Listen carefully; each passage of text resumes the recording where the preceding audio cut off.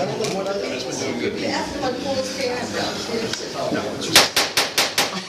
Village of Johnsburg, September 23rd, 2025, special meeting of the President Board of Trustees. Order at 7 p.m.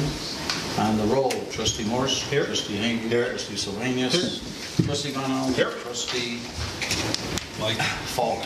Trustee Lutzker. You here? Stand for the pledge, please. I pledge allegiance to the flag of the United States of America and to the republic for which it stands, one nation, under God, indivisible, with liberty and justice for all. From the floor, Cheryl. Yes. I live at 1310 Hayden Drive, and I have a very loud voice, so I don't have to go by the speaker. I think 8% would be very reasonable for the increase in the sales tax, especially when we gave a certain person that works here a $20,000 raise last year. This is Johnsburg, not McHenry or Foxman. Thank you. Thank you.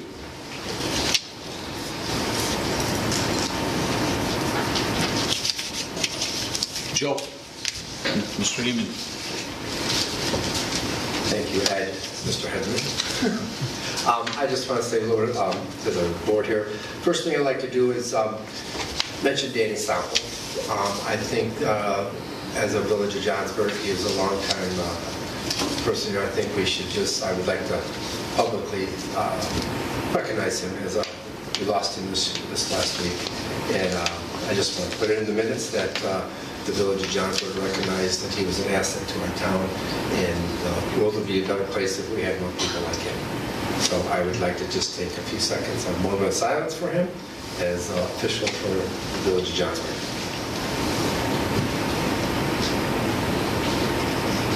Thank you. And the next thing I'd like to just talk about is the proposal of the sales tax.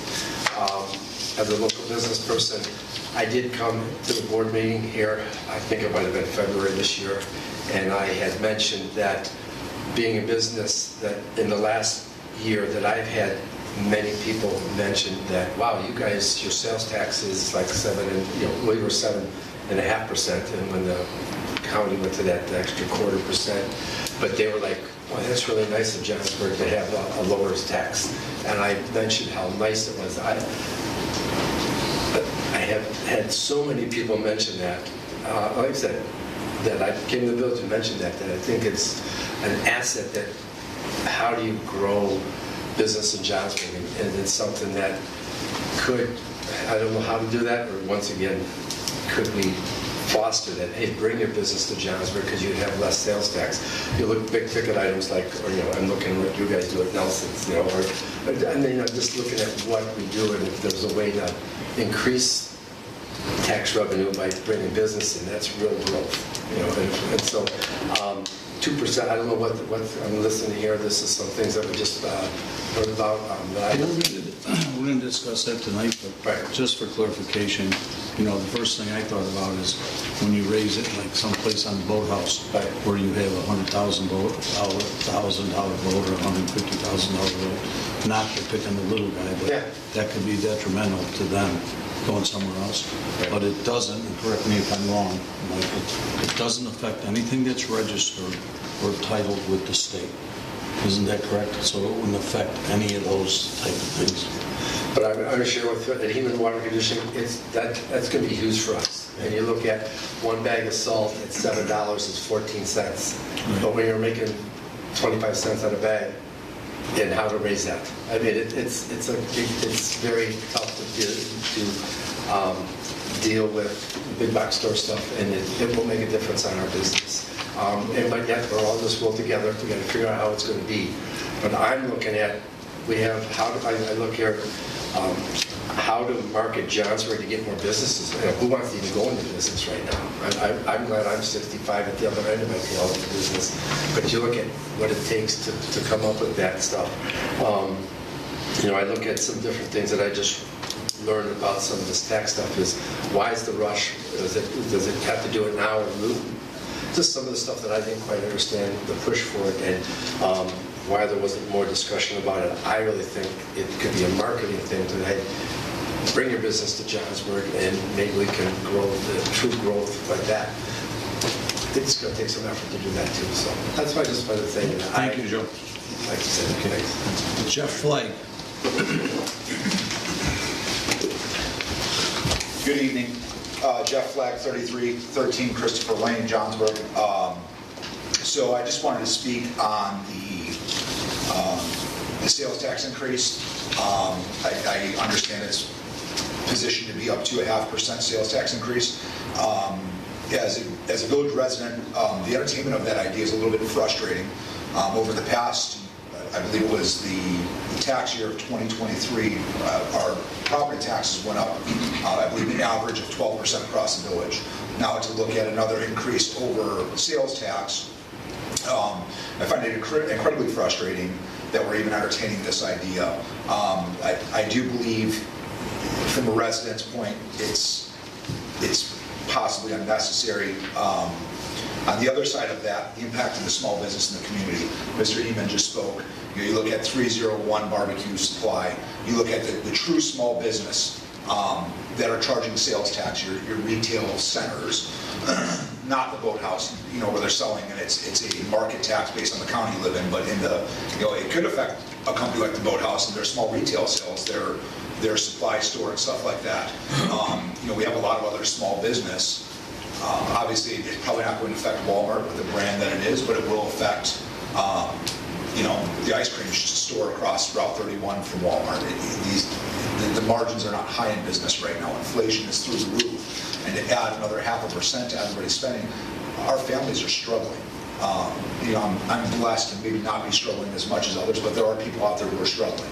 And so I plead with the board to really take that under consideration as to what the effect is, not only on the residents who shop in our town, but also the small business owners that try to keep their money within this town. Lastly, there is a struggling small business in our town right now, being the Angelo's Market. And what kind of effect does that take on them? Their margins are so slim right now, and how do they stay marketable with that?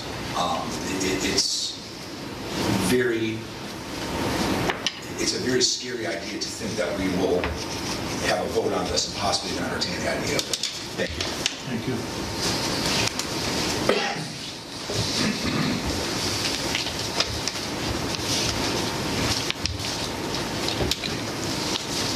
And we have a motion on the omnibus agenda. So moved. Motion by trustee Von Allman, seconded by trustee Morris. Anything that anybody would like to pull? I'd like to pull the minutes. I'll pull the municipal tax, approving the ordinance 252613, chapter 41 municipal tax. Anything else? Yeah, can we pull the lease agreement too? Anything else? If there be none, on the roll, trustee Morse? Aye. Higgins? Aye. Gaines? Von Allman? Aye. Aye. That motion carried. Okay, move to approve the minutes of September 9, 2025 special meeting of the President and Board of Trustees. We have a motion and a second. I'll make a motion. Motion by trustee Sylvania, second. Trustee Falk. Okay, discussion on the motion. I just wanted to comment about the RFP and the consent to table it, or the language that was used there. So it was on the agenda for a first read, and there was no motion. So I don't believe we can table something that doesn't have a motion. And I would question whether or not there was 4 board members that would have voted to table it anyway. But since there was no motion, it should not have been tabled. So you're saying it should not be tabled, or it should not be there? It should. I'm saying in the minutes it says that it was tabled, and it should not have been tabled because there was no motion. So you can't table something unless there's a motion. Which is why I said during the meeting that we'll discuss it at the next meeting, because then there will be a motion, and then if somebody wants to postpone the vote or table the resolution, they could do it at that time. Okay. I think part of that discussion was to, at this meeting, we're going to have a little bit better understanding of what that audit, what the overlap was of the RFP and that financial audit. So I don't know if we have that information at this meeting, but I know that was part of that discussion too. So do we want to continue the discussion right now? Can we, since it's not on the agenda? This is just the minutes. I just want the minutes to Reflect that? reflect that it could not have been tabled because there was no motion to approve it because it was on for only a first read. Right? Because there's no motion to approve it because it's just on for first read, which goes right to discussion. So can we discuss it, or should we put it on the next meeting as a second read? You can discuss it with the caveat that anytime you're at a regular meeting, you are welcome to discuss anything you wish, legally. 2, the only thing I ask you not to do is to take action of something that's not on the agenda. Discuss away. You guys can even provide consensus and say, this is what the board would like to do. I just don't wish to see a formal motion. Is that clear? So I think what Keith is up to is he wants the minutes corrected first, right? Well, if they can be corrected, or at least the minutes from this meeting to reflect, right?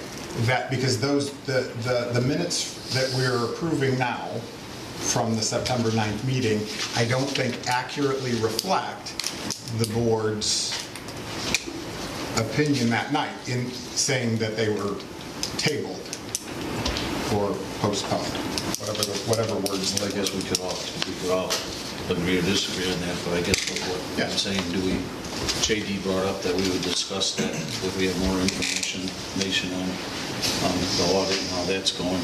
Maybe we wait and discuss it at that time, because we can discuss any of that, right? So maybe we poll that, okay?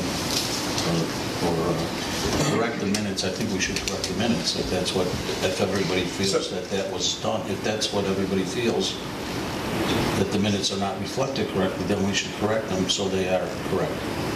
So it says, after further discussion, it was agreed to table the matter until the completion of the assessment being performed by Lauterbach and Amen. But it can't be tabled because there was no motion.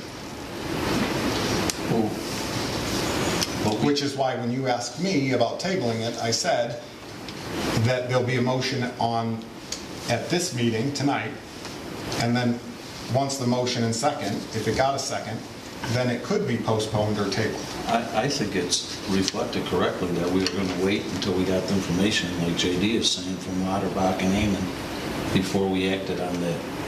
So, and my argument to that was that I understand that Lauterbach and Amen was hired to assess the village treasurer and maybe comptroller position, but there's still dozens of other employees and operations of the village that were going to be assessed through an RFP, which was still going to take weeks, if not months, to accomplish. And I think the feeling that night was that we should wait until Lauterbach and Amen is done. I don't think any of us agreed that I won't say any of us agreed that it shouldn't be moved forward, but I think there was a feeling here that it shouldn't move forward, okay? So I don't think we can vote on it, because it's not on the agenda. We can have a consensus, right, Michael? And should it move forward or shouldn't it? But I thought that was all based on what Lauterbach and Amen was going to come back with once we got into it. Which is why I clarified that Lauterbach and Amen was being hired for, we approved $22,000, right, for 120 hours, right? To assess that position, that single position. But again, that Lauterbach and Amen assessment was not going to do anything for the other 3-4 dozen employees here at the village, or just general operations, which was the purpose of the RFP. So I guess the purpose of that discussion was, should we move forward with the RFP? And I don't think we can, because Michael's saying we can't take a formal vote. Well, I think there's two issues. First, are you proposing an amendment to the minutes? Either an amendment to the minutes or just reflected in tonight's minutes that those were not, I don't think that they're accurate, because the word, I mean, we can't table something that's not a, I mean, there was not even a formal vote to table anything, but there's no So, motion. I'm not looking for there to be a motion. I'm just looking for the minutes to be accurate to some degree, and that it be placed onto an agenda so that we can have that discussion. so do you want to undertake a motion to modify the minutes to reflect that it would be only continued until such time that Waterback and Amon came back with their evaluation? I don't want to put words in your mouth. No, I wanted it on tonight's agenda, Okay. so that we could postpone or table if that's what the board decided. Like, I don't find Lauterbach and Amon's analysis to be critical to the RFP in regards to the majority, the supermajority of the village operations and employees. Okay, so I think the first order of business is whether we should have a vote on the minutes, and two, whether we want to have a consensus or take the input of at least one board member who would like this on the next agenda. Yes, I think it should still be on the agenda.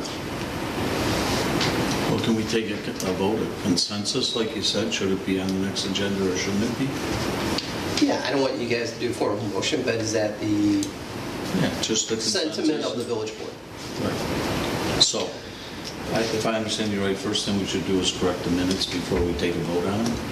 Or take a vote that we correct the minutes? Yeah, so I think that So would first, reflect what Keith, you guys can do whatever Everybody's work, agreed. you guys can discuss it, but I think that at some point in the meeting to revisit the issue of adopting the minutes, corrected or otherwise. so, do we have a consensus that what Keith is trying to correct should be corrected? Or is it that we all agreed or have a consensus that we were waiting for the assessment from Lauterbach and Amon, like the minutes reflect? Yeah, I would say that if it's on the next meeting agenda, I think that'd be my stance, right? I'd like to see it on the next meeting agenda, so if we do see, or we can at least discuss what overlap might be there, as at that time they should have started the process, so we'd have more information, so we can discuss the overlap, and I think that'll give us the information needed to either table it or approve it, and at least have a discussion. So not vote, but my part of the consensus would be that it's on the next meeting agenda. I'd agree to put it on the agenda. Yeah, because I thought 2 weeks ago, that was the whole thing. Our consensus was get what you have in there, make sure there's no overlap to what we're paying with the next people. Correct. And then we decide from there. But if you want to put it on the next meeting, I have no problem with And then we find out where we are with the Lauterbach and Amon. Trustee Morris. Trustee Hagan? Yeah, I would like to see it on the next agenda again. I think that, to Keith's point, there's not really going to be that much overlap, because what Lauterbach and Amon is doing is looking at the specific position, whereas this RFP at this phase won't cost us anything other than the time to put it together, but it's not like it's going to cost us anything to go out and solicit bids. So I don't see a disadvantage to doing them concurrently, otherwise we're just kind of spending more time, because we still need to do an assessment of not just the accounting position, but all of the positions within the village. That's the point of that. So yes, I would want to see it on the next meeting as well.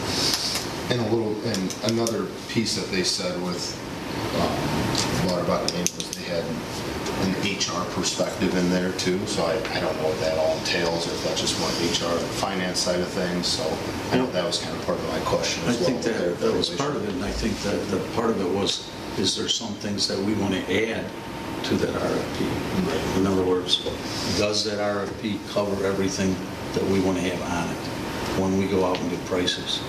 So that's, I think, part of the overlap, that there's might be some things we want to add to that before we put it out there. But even best case, if it is accounting and HR, that still leaves, again, 36 plus employees that are not being evaluated.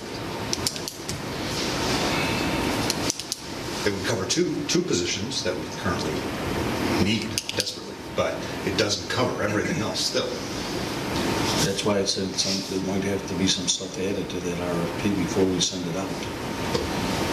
In order to act on it, and then we can vote on whether we want to do it at the next meeting, but there might be stuff we want to add to that RFP because we're covering more employees than what is on the RFP that was proposed. I was under the understanding that the RFP was to cover not just that one position, that would cover all employees at the village. So, again, at this point, it doesn't, if we want to review it more, then it gets put on the next meeting and we do it then. So. Okay. So that's consensus. Okay. Can I ask for clarification?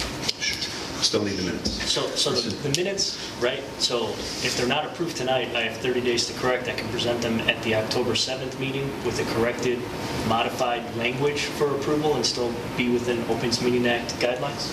I'm not sure about that. And so the question I'd have is, in light of Vinnie's concern, is does the village board, is there a consensus to see a revised version or to try to take a motion tonight to modify it? So I don't care that they say exactly what they say, as long as during the discussion of the approval of the minutes, we agree that those, in my opinion, did not accurately reflect the actions that occurred that night. So I think we should amend the minutes to scratch the wording of it being tabled.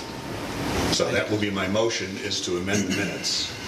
And please clarify, Michael, but amend the minutes to strike through that motion was tabled. Was it continued? Well, it was a first read, so it's always continued as a first read. Okay, so is continued appropriate? Is that what you're recommending or making this? That's exactly what I'm recommending. Continued was, thank you for pulling that word right out. Does someone so second? Second. We had a second by Trustee Paul. Any further discussion? On the roll, Trustee Morris. Aye. Trustee Hagan. Aye. Trustee Sylvanus. Aye. Trustee Von Allen. Aye. Trustee Paul. Aye. And Trustee Letcher. Aye. Motion carried.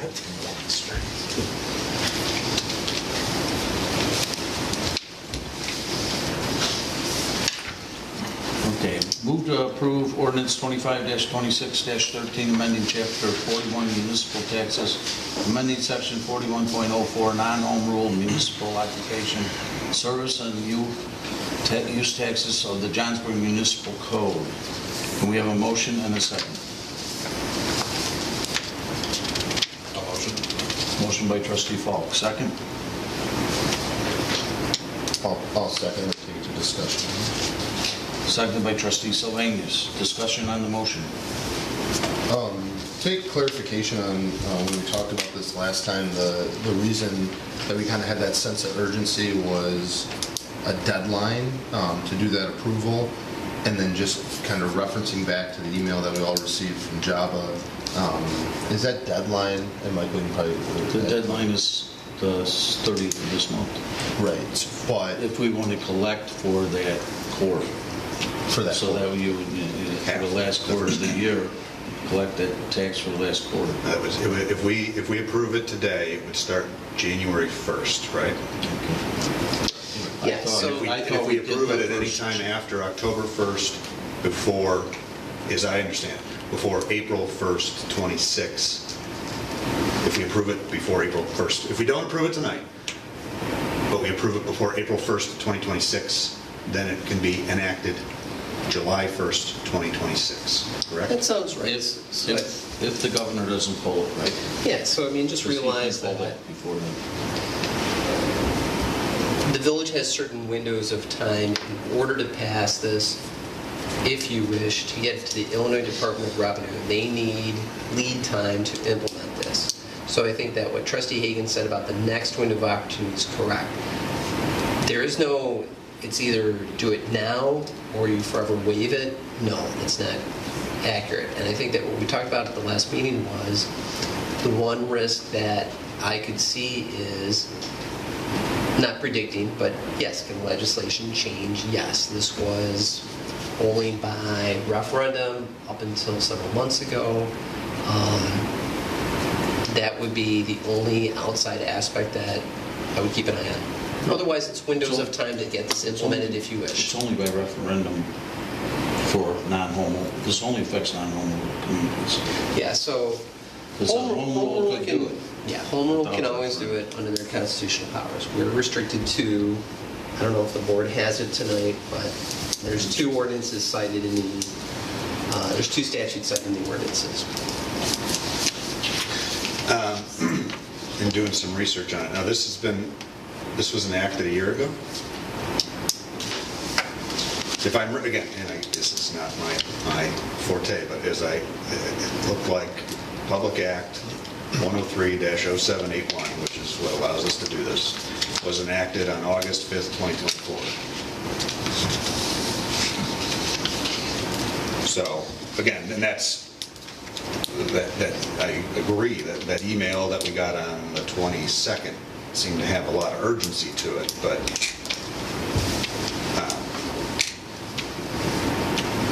again, we have time. We don't. As long as the legislation doesn't change. That's always the case, right? There's nothing we can do about that.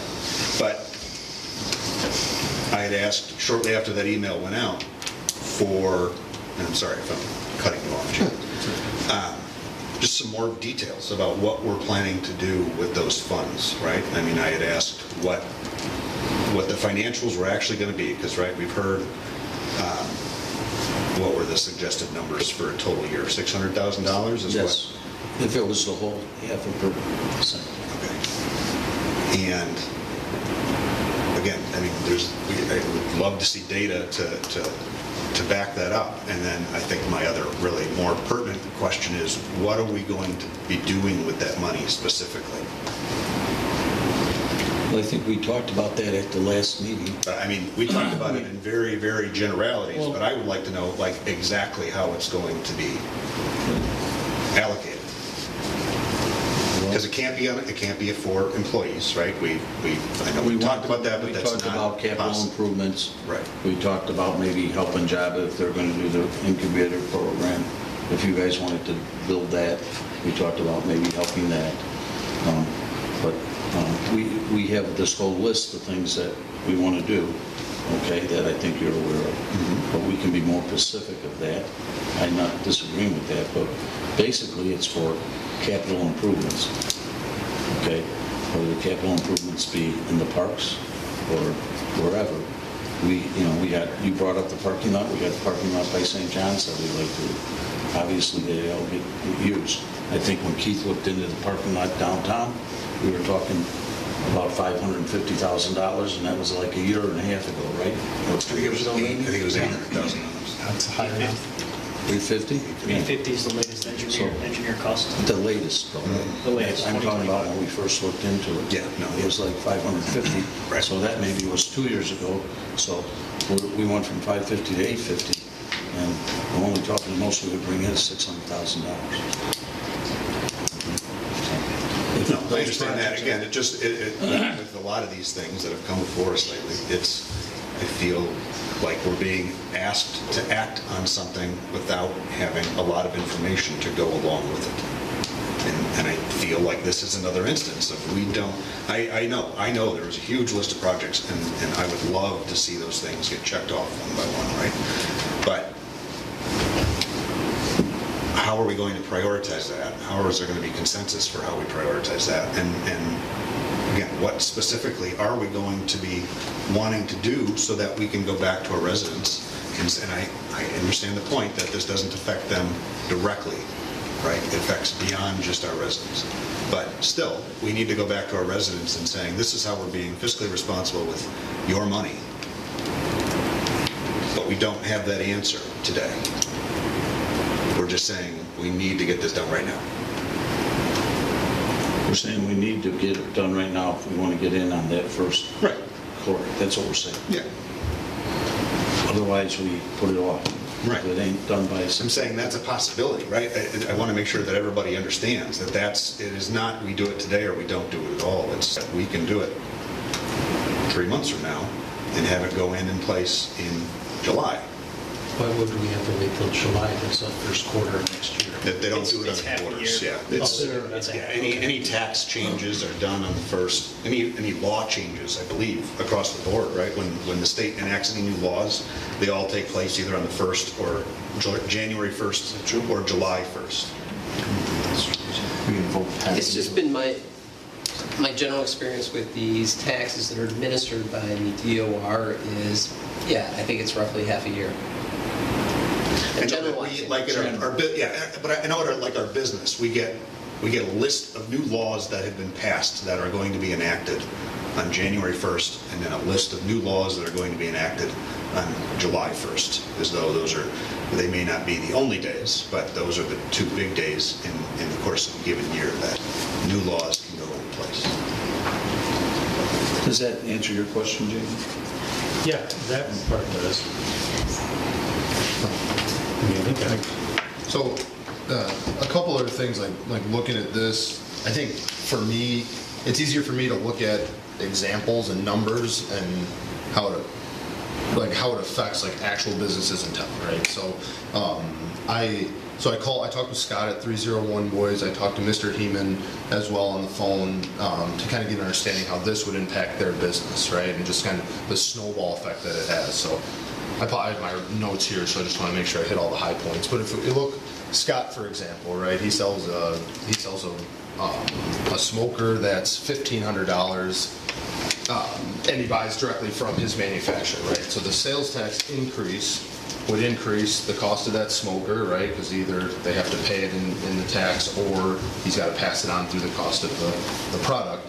At that point, he's no longer competitive with his supplier, right? So customers can go directly to his supplier, buy it online, right? As far as convenience, shipping, all that.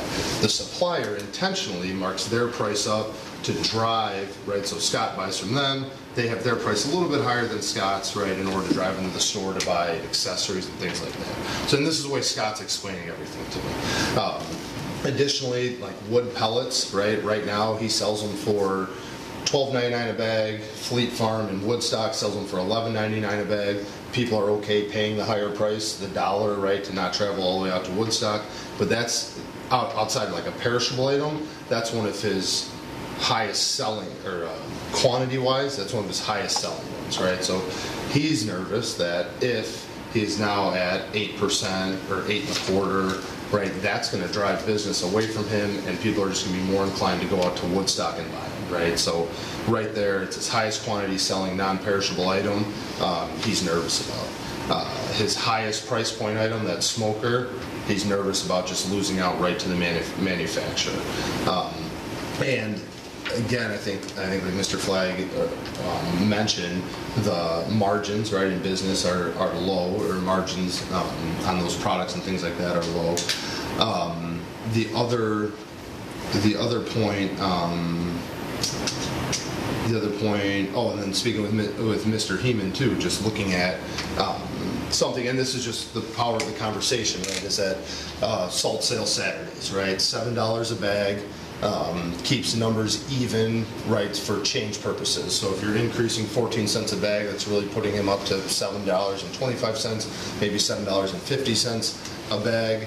That sale for him allows him to buy salt pellets in bulk now, right, or softener salt in higher quantities in bulk, which he then passes that on to his customers, right, with lower prices, which allows him to compete with retail and like the big box stores, right? So if we're increasing the sales tax and he's increasing 25 cents per bag, if he loses business on the salt sale, then the snowball effect is he can't buy as many on the quantity side of things, so quantity discounts start going down, and then that just raises his prices even outside of the sales tax increase. Additionally, right, for things like for both businesses, salt, softener salt, and wood pellets are very similar. Like, I think back to my retail days, right? You have the costs. No, I'm not going to say the verbiage right, but where you're losing money, like milk, eggs, right? Milk and eggs. I work with, yeah, what's it? Loss leader. Yeah, loss leader, right? Milk and eggs are always priced extremely low, but to get people in the door, right? For bigger retailers like Home Depot, Menards, you talk about softener salt, right? Those are, and I've worked at both Aldi, right, and on the store side and the corporate side, I've worked at Menards on the store side and corporate side. So as far as like the margins go, like I've seen those actual numbers, right? So I know that Menards takes a loss on softener salt, but it drives people into their store, right? So in order to help like two businesses in Johnsburg stay competitive, right, my vote would not be to raise that sales tax. And those are just two conversations that I was fortunate enough to have. Where I would probably, again, this is me personally, where I would entertain it would be if, like Scott, for example, if we had, 301 Boys, if we had a plan in place for this $600,000 or $300,000 and we said, hey, here's our plan. We want to build that parking lot, near your building, and I know that's relatively close to Mr. Heeman as well, but that parking lot, the idea is this is kind of the first step in the plan downtown to drive more foot traffic to the businesses, right? I think in my head at least, that's an easier sell to the business owners, like, hey, we are increasing it, but here's what we're doing specifically to help drive traffic to your business and help to increase sales. And I also think that becomes an easier sell to the residents, right? If we're doing this and we're bringing in, this staff or these improvements to the village, here's X, Y, and Z, why we're raising it, and here's where that money's going to go, right? It leads to a lot easier conversations versus we're raising it to, for capital improvements. So those are the conversations I had. For me, it puts real dollars to real businesses in Johnsburg, and it shows me that the snowball effect. So that's kind of the information I gathered and what I want to share with the board. JD, where's McHenry at right now? 8%. 8%. Yes, sir. I think Josh gave us McHenry, Fox Lake, didn't you, Josh? McHenry's 8%, Spring Grove is 8.25%, Fox Lake, which we talked about at EDC, is they have some districts that pay a higher rate, but the majority of Fox Lake is at 7% with their southern and central business districts at 8%. Woodstock is 8.25%, Antioch is 8%. I think we said Volo was 8.25%, and then you go up to Lake Geneva, and they're at 5.5% on goods and 0% on groceries. And I mean, just even to kind of echo what Mr. Heeman said, over the last 6 to 7 months, that 6-7 thing, it stands out in my head. I did, so I don't either, but it stands out so much to me now. Echoing what he said, being in business for 50 years, over the last couple months, hearing the feedback that, Johns are being under that 8%. He's heard that more over the last couple months than he has, in his 50 years of business. That also is meaningful, right? We raise it to 8%, 8.25%, right? Are we losing customers to our small businesses because of that? It's definitely, it's noticeable.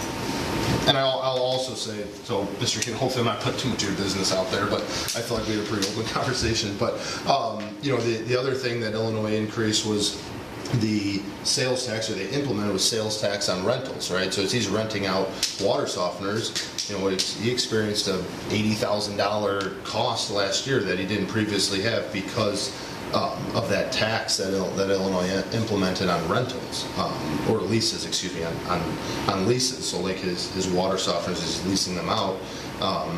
That's money that, again, the state of Illinois and the way that those things have been raised is costing them. So there's other things outside of even this that's impacting small businesses.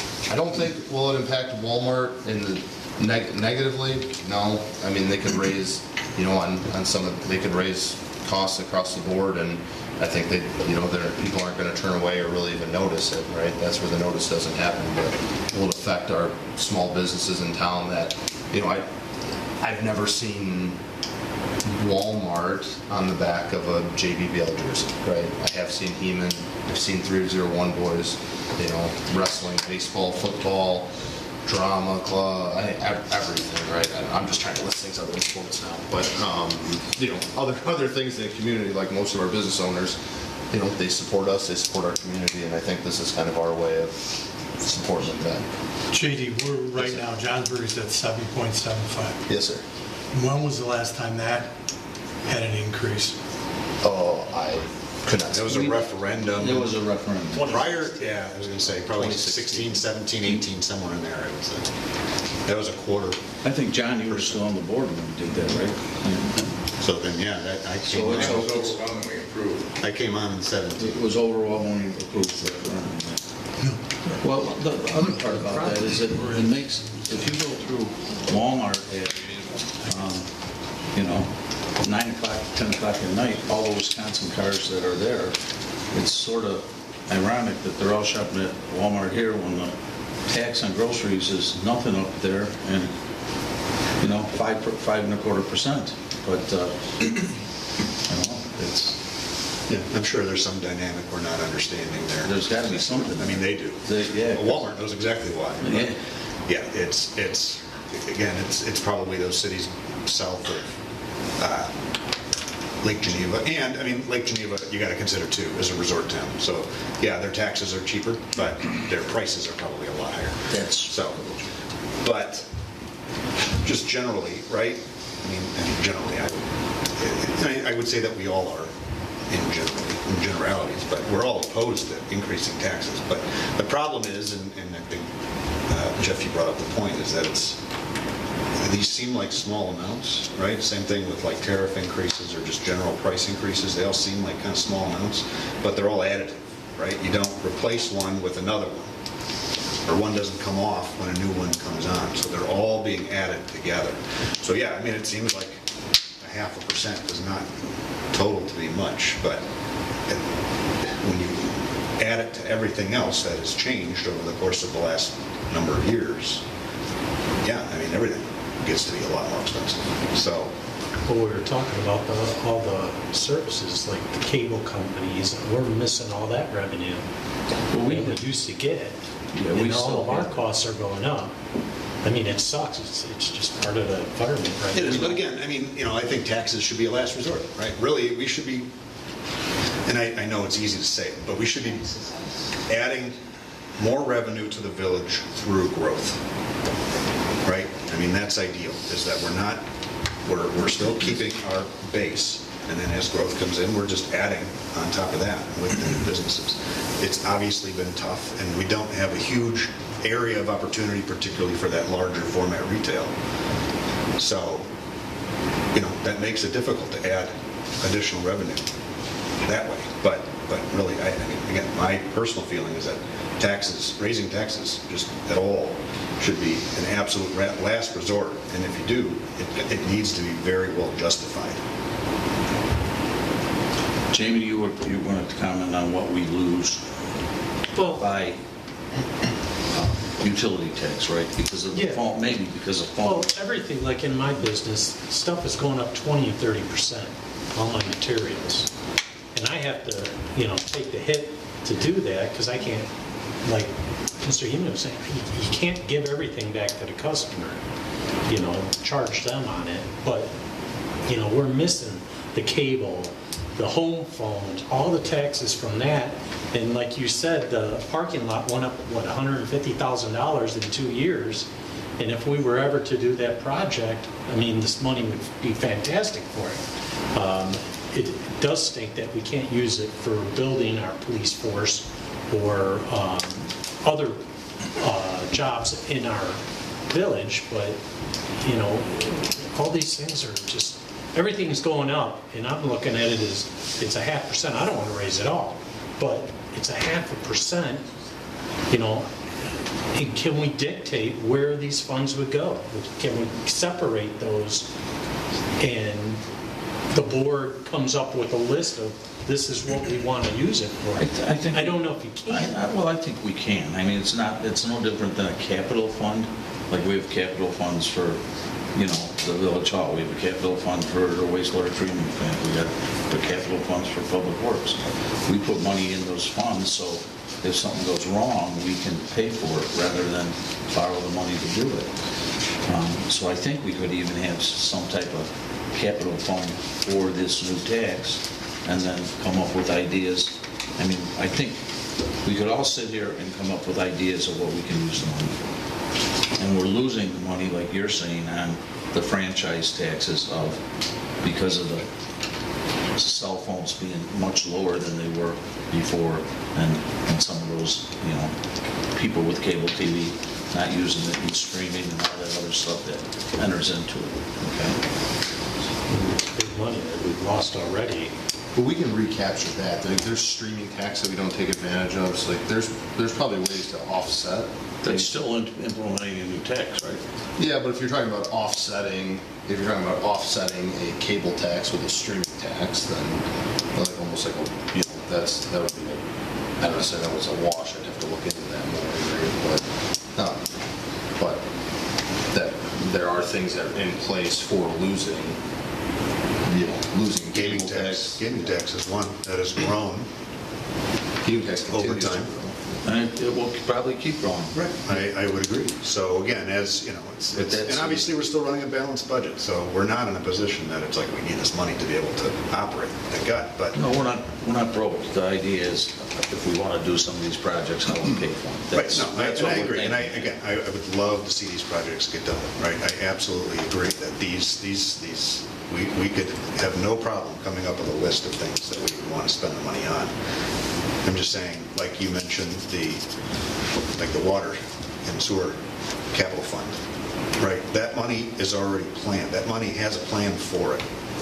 Yes. I understand that we're building up the fund, but we're building up the fund because we have anticipated costs that we're planning on covering in the future. So it has a plan tied to the account. I'm saying I would like to see that here, a plan, prior to us implementing it, so that we know what's going to, again, we can explain to residents what's going to be happening with that money. And if we can investigate ways to also offset other taxes, right? Whether we can repeal some of the other taxes that we have, ones that, like, I know Claudette had mentioned the telecommunications one, that really doesn't do much anymore, but there are other utilities taxes that we still have that we could try and offset that would more directly benefit our residents. There's a ton of possibilities. I would just like the opportunity to investigate them before we slap this on.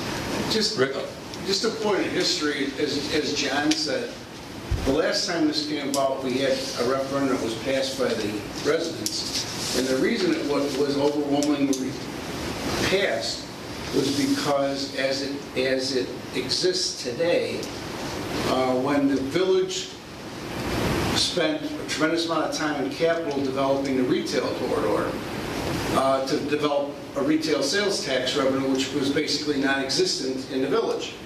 And through that, as you can see through your budgets today, that has now become the major source of income to the village, at least a very sizable portion of the budget. The part about that I think, guys, as you're talking about this, to understand is the majority of those sales tax revenues are not being paid by residents of Johnsburg. Okay, so at one time it was 80% of the sales tax revenues were paid by people that did not live within the corporate limits of Johnsburg. I don't know what that ratio is today, but that is why the referendum passed so overwhelmingly when it went to the residents, is because the village was going to benefit from the retail sales tax revenue that was not generated by the residents paying those taxes. And what you guys have to think about is the effect on the local businesses versus the extra sales tax revenue being paid in by non-residents. As you said, you go up through the Walmart parking lot, you see that a lot of the people that are at Walmart, which is the bigger sales tax generator at current time, are not Johnsburg residents. So, I mean, that is a source of revenue that the village can use for whatever you guys decide to use it for, but realize the majority of that new revenue from this 0.5%, which will match the surrounding communities, it will give the village more revenue to spend on the residents of Johnsburg, doing things for the residents of Johnsburg, being funded by people that are not residents of Johnsburg. That was the whole idea of the residential corridor, retail corridor, correct, John? So I just want, that's a historical perspective. I just want to give you that, but... When did Walmart go in? Walmart went in... 2012. October 2010, it opened its doors. Gotcha. Keith will probably remember. You sure it wasn't 2012? We had a disagreement there. I don't think so. Okay. I'm going by what Vinny, yes, he's got a pretty good memory. I do have one question. So how do we create a business district that encompasses the 31 corridor? Because I do feel that protecting the downtown, the triangle, and that identified plan, and by differentiating that business district versus the Route 31 corridor business district, because I heard Josh now twice say Fox Lake, It's a different district. who's not home rule, right? I believe they're still non-home rule. Are they? Yeah, they're I think 15, 16,000 You people. gotta be like 26. Well, yeah, I would say 12 or 13. So again, We looked at it at the meeting, Vinny, it was an RTA? Yes, the RTA is like the transit line in regards to the southern portion. Oh, and the okay, so northern that just portion. refers to the roads on which the district is Yeah, located? pretty much Route 12 is like their impact boundary line, and the RTA, the train tracks, kind of divide the different segments between the higher tax and then the 8%. because if So our vision for the downtown is one, and the Route 31 corridor is another, and I guess I could support, theoretically, I mean, I still have a problem that we're not identifying specifics in how we're spending the money. We're asking the residents to give us $500,000, I'm rounding down, because we have a lot of great ideas on things we want to do with it, period. Right? Like, that's just my perspective, right? I hear the board talk about doing a lot of great things with it, but we have no agreement on what we're going to do with it. So for that reason, I'm still essentially not supportive of the sales tax increase tonight. But now if we can create a district, right, a Route 31 corridor district, versus that way there would be no impact on our downtown and our kind of the triangle project and our vision of what that's to look like, because we want those to be small businesses. To Rick's point, yeah, I mean, that is, Walmart has an outsized impact, right? For sure they do. I mean, that literally is really, there's other businesses The there. police chief can tell you how many times this year we've been to Walmart versus how many times we've been to Heman Water Conditioning. Right? And which one has a larger impact on village services? Right. But it is So- the larger revenue too, so. It is, right? It for sure is, but you know, well, I'll just I stop think at what that. Keith is suggesting is something like Josh explored Fox Lake, where you have a business district in Johnsburg that isn't this big. Because when you go out the 31 corridor, and we're going to McHenry, we're going to pay that extra tax to go to McHenry. Those people in McHenry are going to pay that extra, or Wonder Lake or Ringwood are going to pay that extra tax to go to Walmart or anything in Johnsburg, which I think we're going to have some good things happening there, and with some big boxes yet. But I think we'll see that. And Well, and again, all the more reason why I think creating a business district makes the most sense out on Route 31. I like that. I like that idea too. I think it's a good idea too, to be honest with you. I mean, you're How quickly could we draft an ordinance, Michael? I think it's similar to, or comparable to. Can we just amend this motion? we can. I'm just kidding. No, he isn't. I think it would be analogous to the establishment of a TIF, which is several months. And two, the question I have is, I believe that the one we established for the village of Algonquin was to finance the improvements within the district, not to import or export the money from the business district to other areas. Well, we don't, I mean, there's one in Fox Lake that reflects this. It probably reflects the bigger stuff and cars and stuff, and maybe it doesn't hurt the little guy downtown. I think that's what we're talking about, right? So For sure, that's what, I mean, we and want you those just small asked, businesses. so we wouldn't have to reinvent the wheel, right? I'm sure there's somewhere where we could do No, some it's not, research. it's just like the TIF. The TIF is a cookbook, it's a recipe. This is the steps, here's the process, you publish twice, you have a public hearing. Same thing with the business district. But the question I've got is, can you export the sales tax from that business district to improvements outside of it? I don't know the answer sitting here tonight, so. Well, it's something we can look into. Yep. We can find out the answer, look into it, because I think everybody, looking around, I think everybody thinks it's a pretty good idea. So then do we table it for today? Or do we think we can, I mean, you said we don't, it's going to be a couple months, right? No, well, we'll wait until, Just wants to know if we can use the money from that business district anywhere we want, or focus it, it has to be focused back into that area. we can still change it, right? I mean, we can still create this business district to protect the small businesses downtown, even if we would adopt this. I mean, this would go into effect for everybody, but you can change it. Is there We can two look into it and still independent change things? it. So this would go into effect January 1st, but we can still amend it to help the smaller businesses downtown and form those districts like Josh has brought up in other towns. Yes. But wouldn't we be approving it village-wide today? If you did so, yes. Yeah, so we would have to establish the language for how to carve out that district and only change the tax rate there, right? Yeah, and I don't think that's feasible tonight. Yeah. So there is no But if you business change it district. before January 1st, right, it still won't No. affect the No. other ones, correct?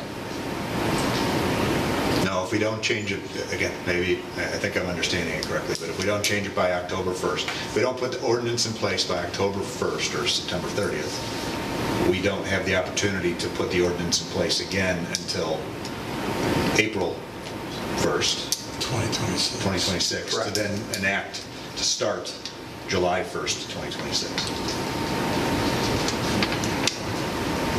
If we don't do it tonight, we can't do it until July. Yeah, we have this window, and then the next one is after the first of the year. How long would it take to write something up like that? I think it's a several-month process like the TIF. It's not that there's a lot of originality or creativity, it's very formulaic, but I think that there's several steps to it. I think there's a public hearing process just like the TIF. And that simply determine whether or not the funds can be used outside of the district? That's a different question. I'm not sure. So I think what I'd have to find out is, this has come up for the first time tonight. There's too many questions. The question that I have is, if you do that district, so with the Village of Algonquin, their business district, the revenue generated by it is spent within that business district. On the same, like, capital improvement projects? Even to the point where I think that it helped to finance the village hall. So in that instance, the money was used, it was generated, it was spent within that. I guess the analogy is with a TIF. And with the TIF, the money that's generated by that property stays with that property. It would be that 0.5%. So, again, I'm just hypothesizing. Does that mean that we could use that money, saying that it incorporated the area, but we could use that money to cover capital expenses at the water treatment plant? I think if it were within the district, potentially yes. And then take the funds that we would have otherwise contributed to the water treatment plant and use them elsewhere? Perhaps. But I can find that out. Okay. The reason the business districts are not more popular is that those are usually accompanied by higher sales tax rates. I mean, again, it's so, like McHenry, right? You compare our single corridor to McHenry's sprawling business districts, and I can see how it would be difficult in a lot of places. But for us, I mean, all of our large industry, large retail, is focused in such a small area that, I mean, I think it could really have some good merit. Do you think that is a negative effect, though, on some of the people that are looking maybe at some of the bigger stuff? Is that going to be a negative effect? I don't think it is. I don't think so necessarily. Again, Walmart's going to do what Walmart's going to do. They don't really need us to help them do anything. They're just going to pass that on. And even again, so we're saying we're going to generate $600,000 with this increase. Really, without seeing the numbers, but I think we can pretty well understand that Walmart is going to generate 90% of that, right? Yeah, and probably 85% of it. Somewhere in there. I mean, a very, very high percentage. It isn't just get passed on to our residents, I think, which is the positive. Right. So by limiting it to that district, we're still going to capture the vast majority of those dollars. I don't think it's really going to. And again, we can look at it, maybe we match. It would not be real fond of going above McHenry, but even if we match it, right, we can still capture half of that amount within that district, and then we're just on par, right? Well, we're not putting Walmart at a disadvantage against anybody else down the road. But we're not generating all of it, but we're still generating more that we can then use to fund some of these capital projects. All right, $300,000 is still better than $0. It's a lot of money. It is. Again, so say it's for the full 0.5%, it's $600,000. For the 1/4%, it's $3. Say you take out everybody else but the Route 31 corridor, so then you're looking, again, just rough estimates of $550 and $275. You know, I mean, so it's still a good chunk of change. So you're saying because of hearings and stuff, there's no way we could vote on this and say we're going to raise it a 1/4 or 1/2, and then would eliminate that district and keep it the same? We would have to go through the process just like. Yeah, I mean, so the flexibility that the village has, in my opinion, is you could increase it the full amount of 0.5% tonight, 1/4%, implement either increase. I think you could also roll it back in the future. But the business district, it has boundary. It's like a TIF. There's a plan. There's boundaries. There's several steps to it. This is not going to be, here, let's get the back of the Denny's napkin. I guess what I'm getting at is between now and now and the point where you start collecting it in January, could we revise it to those districts that we're talking about? So it wouldn't affect the small town businesses. It would only affect the bigger districts that are shopping either place.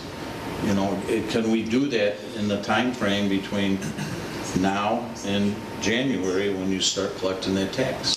I don't think so. Okay. But I can verify that. Like I said, I think it's nearly as intense and long as the TIF process. Okay. And that's what it's based on. The business district is based on the TIF Act. Okay, any other discussion? So then, we need to table it, I would say, right? So I was just going to make a motion to table it I would second that. Until at least our October 8th meeting or a special meeting that might be called by you prior to that. I mean, Before. I mean, we have till next, you have 1 week, and That's why and I'm trying to be optimistic that Michael might call you tomorrow and say, wow, it's much easier than it took, right? So by tabling it to October 8th or an earlier date, if you call a special meeting, we can meet. Well, here's the thing, No, it's got to be filed by September 1st. Yeah, I wouldn't worry about the parliamentary procedure. What I would suggest is, just consider if the consensus is that you wish to hear back about the business district, just leave it alone, don't take any action. And if there's the possibility that, yes, you know what, I came across legislation that provides for a 14-day business district, I can bring that information back to you, 7-day, 24-hour. But that way, you're not bringing a motion to bring it back to the table. My thought would be, if that's the desire of the board, I understand its wishes, leave it, and if need be, you can always have a special meeting on September 30th. If that's the I can't desire. get Did you get that, Vinnie? I can't get it to Springfield by I September. could drive. I mean, it's No, I 24 think hours. it has to be postmarked. the internet still works, Vinny. It has to be wet copy submitted to IDOR. So I have So clear you're- instructions there. Sounds like a road trip to me. Yeah, just if that's the You can't desire of use a the board. signature, it's gotta be That's my decision. original. Oh, there? There. Sounds like we're all taking a road trip then. Who's got the van? It definitely sounds like the sales tax jurisdiction boundary verification map through IDOR is not going to be a 7-day timeline unless just reading off their current IDOR protocols and communication requirements. Vinny, you gotta be more optimistic. Yeah, okay.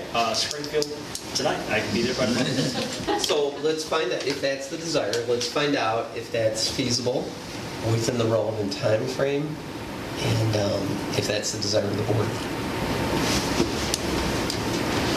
Yes, I mean, I think that would be ideal in my mind. Yes. So we'll table it. We're not doing anything until Do we wanna- further information is Do available. you want to plan for a special meeting just in case?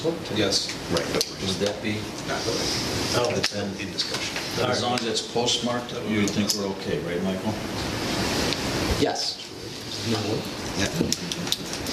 And IDOR is very specific about the raised seal of the village clerk, and so on. Okay. So the idea of the special meeting would be if we can get the business district set and we can approve before the 1st or the 30th or on the 30th, that we can still implement the tax and start capturing it only in the business district as of January 2026. Yeah, and depending on the time frame of the business district, that may cause the village to evaluate whether it wants to do a 0.5% or 40%. Okay. But worst case. The other scenario is then that we get ourselves more time. We have then until April 1st to be able to draft this and get it submitted so that it starts collecting on July 1st. I think that's the idea, if the village board is so inclined. Yeah, I mean, it seems like we probably don't, we might have rushing it, but try to get in 7 days in a 14-day timeline. It seems like we could leave stuff out or miss something, so. However we do it, but I think the April 1st timeline would probably be more ideal. I'm sure for you too. Well, if we just don't do anything today and the date just passes, then nothing comes of it. It just is available for discussion at another meeting down the road, right? Just remains So do we want to schedule it for the 30th to see if it can be done or not? JD's point is that we're rushing it, but maybe, you know. I think, again, we're kind of shooting from the hip here tonight, so I think maybe we'll have a clearer picture tomorrow-ish as to whether or not it's even remotely possible. So Maybe we plan for a meeting on the 30th. So it's a week from today? A week from today. Okay. And see if it can happen. I'm sure there'll be a lot of pressure by the village president for me to deliver the answer, Well, yes. that's He what- talks a lot about those 3 a.m. revelations, right? So that's be ready. Be ready, Michael. If it can happen, we won't have a meeting, right? I will follow up presently. It could happen that we won't have a meeting. Okay. And I think that there is the question about spending those revenues collected, right, that tax, whether it can be spent outside of that special district or it can only be spent inside the special I district. think that's a big question. Yeah, Michael can have that by Yeah. waiting today. 8:37. Tomorrow. 8:37 tomorrow.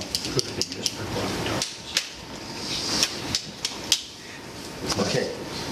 So we're not going to take a vote, I think, is the consensus, because everybody agrees on that. Discussion is still open, right? That's just how we leave it. That's a new one. I like it. Sounds easier. Yeah. Okay.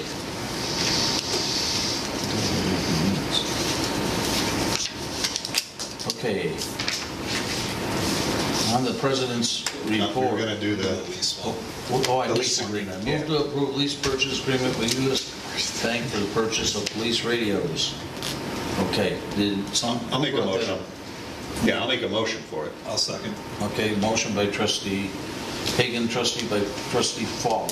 Discussion on the motion. I just want to get a better understanding of it, Chief. What is... As far as what specifically you're... Like, just the difference between the... Are we purchasing? Are we leasing? Are we... They refer to it as a lease. Basically, it's a finance program. My understanding is we own the device at the end of the lease terms. Okay. Is it a dollar buyout, or is it? Pardon me? Is it a dollar buyout, or?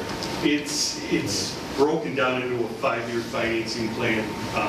The total cost of these is ridiculous. Unfortunately, but Motorola kind of has the market cornered on this. So this was the best option that was available. There were a few different financing options, but this was the one that kind of gave us the most flexibility as far as affordability. When's the last time we bought? We bought them, I think, and trustee Von Allman, if you can help me on this, I believe it was 2020, but they were already about 8 years into the life cycle, and that's where we ran into this problem. These are the current ones we have are no longer repairable. They no longer service them, and we've had 2 that have failed. We have other issues with them, technical issues as far as communications in the schools. These new ones offer us default communication through cellular and Wi-Fi technology, so if StarCom fails inside of the district buildings, which we know it does, they are supposed to default to cellular and then Wi-Fi, which should give us continual communication if we have a critical incident inside of a building that we have access to. So we're working with their IT people, with ours, to coordinate how we're going to do that. And I'm trying to see if that's something we can actually kind of get other agencies on board to do with their facilities as well as ours. And are these brand new? They're brand new, yes. Yes, just manufactured in June of 25. So conceivably, we have a good 10-year She lifespan. indicated it should be at least 10, yes. That was, I'm sorry, the sales lady that I was dealing with. Is there any kind of warranty on them? We are getting a 7-year warranty on them. I don't know if we really have a choice if they're failing. No, I Chief, know, so we we've really don't. accepted Again, I'm this? just... Pardon me? We've accepted this purchase agreement with Motorola? I would like to continue with it, yes. So the issue, what we ran into is there was a deadline. When ours began to fail and we were trying to get repairs, they explained to me that they had limited parts and that generally, once the parts are gone, they can't repair them. Then I was told they just can't repair them. I asked them about the cost. The cost initially, I think, was, I don't know, $10,000 a radio, which is crazy. Started talking with them about that, and if there was any type of like bulk purchase, if we were able to work and coordinate with the county. So we communicated with Shaylin Daigle from McHenry County. She oversees like the Council of Governments. Yes, she does. Okay. And she communicated with several other agencies, and I believe the Sheriff's Office was one. I think Richmond might have been another. I know Crystal Lake still is not confirmed there, but several agencies jumped in early on the purchase, which gave us a 7% discount countywide. And then we were also facing a tariff increase think that was at the end of July, so we had to try to commit to that, which we did, but I mean, again, it's, like anything, you're trying to lock in the best price before they continue to go up, because unfortunately, and I don't know, Trustee Von Allman, do you recall what we paid the last time? I thought, well, however many we got, I think it was 35,000. Yeah. Because I think we got a CGIS grant. Okay. It just happened to work out. Okay, yeah, there was, at this time, there wasn't a grant available that I could find, but this was the most rational way to do this, I guess, is just to break it down into smaller chunks annually. Not ideal, but again, it solves several of our problems, in my opinion, as far as long, you know. Was that on your budget for the year? That's not. This was something that came up, unfortunately, after we'd already submitted everything for that. Any other discussion? So the commencement date is today. So we've accepted this, We've accepted the terms. the but- purchase agreement. but- The only reason I ask is because they state that if it's not accepted by today, interest rate and lease payment schedule are subject to change to revision of current market conditions at actual time of acceptance. So we are accepted as of today. Is My my question. understanding, we're accepting these terms upon your approval tonight. These are the terms that we will receive. If they change the terms, then we're not going to proceed with it until we know specifically what, and then I would come back to you. But this was what was agreed. It's been a really long, complicated process because there's been several other issues with getting this finalized. Did they just not use the board meeting date for the contract? Because if we were to approve it, that's the rate that we would be approving. It just says in here, accepted by 9/23/2025. Yeah, so the chief It's probably just my just gave them concern today's is- date as our board meeting. That if it wasn't accepted, that gives them a chance to change rates, lease payment, things like that. That's all I'm asking. Can you just send an email if we approve it? Got 4 hours left of the day. Yeah. Need that Springfield back, but Yeah, this won't be communicated with Motorola tonight. Your approval is just for these terms that we've negotiated with them to this point. This will be what the cost is. The rest of this, there's still several other documents that we're working on obtaining to complete the financing. We locked this price in back in July, I believe. It was in July, was when. Well, I saw a date of June 27th somewhere in here. That may have been the first day that we first started going through. That might have been the first proposal date I had. Okay. This is harder than buying a house.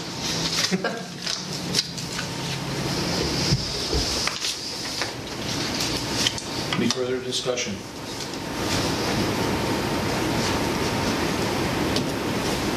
There being none, on the roll, Trustee Morris. Aye. Hagan. Aye. Sylvanus. Aye. Von Allmen. Aye. Paul. Aye. Letzker. Aye. Motion carried. Thank you. Okay.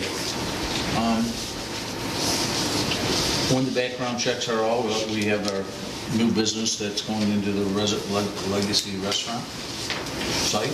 He's here tonight. So we'll have him do a little introduction to us, but we will approve the liquor license when the background check comes back. We have one that isn't being used right now, so. Go ahead. Awesome. So you guys don't have to increase it at all then? No, Okay. increased number, no. There's Okay, one 'cause that's available right now, and I will approve it when the background check is done. Okay, fantastic, because that's really why we were here. We were just looking for your consideration for an increase. No, you don't. Okay. We have one available, and Awesome. as soon as the background check is good. Through the application process? Yep. Okay. Have you started that with the chief, or no? Okay, so We haven't started.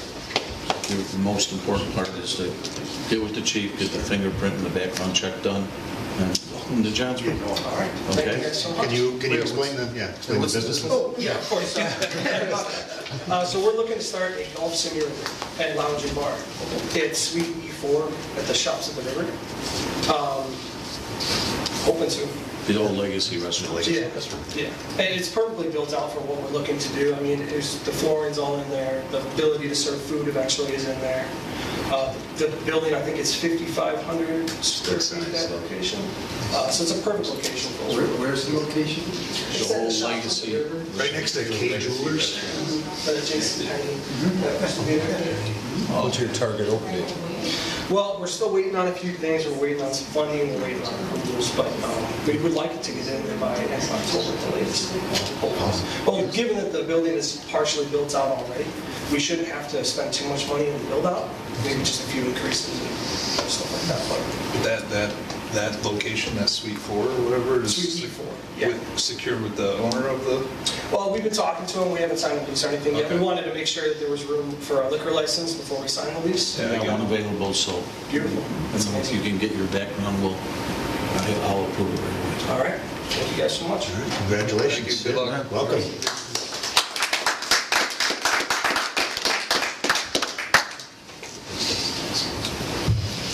Okay, the other thing I want to bring up tonight is that in our concession planning, succession planning, we always, with Claudette leaving in August, I'd like a consensus that we make Vinnie the new administrator when she resigns, and that we, with Vinnie and Claudette, we hire another assistant administrator, JB also being part of that team, so you have the finance background of how we got there, and then number of years in service and everything else that I can share with you, okay, when we do the hiring process for the new person, so that we start working on that. I think it's critical to get the assistant here while we have Claudette and Vinnie here. Vinnie learning the stuff that, Claudette can share with him. He's been doing that and in the process of it. And that we get the new assistant administrator here so Vinnie can share his knowledge on his role. So we'll be proceeding with that. If anybody's got any discussion, I welcome the input. Congratulations. Congratulations. Thank you. That's all I have. Well deserved, Vinnie, well deserved. Very detailed. Okay. And that's basically all I have tonight. Before we go on to committee of whole, I'll entertain a motion for adjournment. So, Mr. Henry, can I ask, I'm sorry. with Vinnie, when will, it's like a January 1st, when will he officially take on the role, or is it just when Claudette? Well, he'll officially take it on when Claudette leaves in August. All right, but right now, But I want him to be learning the stuff that Claudette knows that's really detailed for 30 years. Right. And that we get the other person on board so Vinnie can share with her what he does. Would we like a timeline for that other person? Like, perfect world, are they hired by January 1st of 2026? Or sooner. Or sooner? In a perfect world. Okay, all right. I'm not saying it will maybe not happen that fast, but Sure. we got some feelers out there for Excellent. different people with experience. So, Finance will look at how we're going to pay for that? yeah, that's why he's part of the team. Yeah. Should be simple. Get the new I set don't of know about steps. that. Simple like radar. Yeah, the officers are going to use cup and string instead. It'll be easy. Okay. Any other discussion? With there being none, can we have a motion for adjournment? I'll make a motion.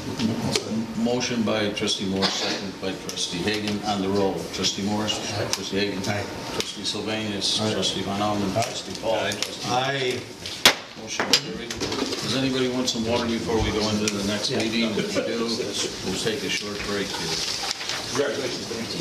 Thank you, Mr. Black. Congratulations.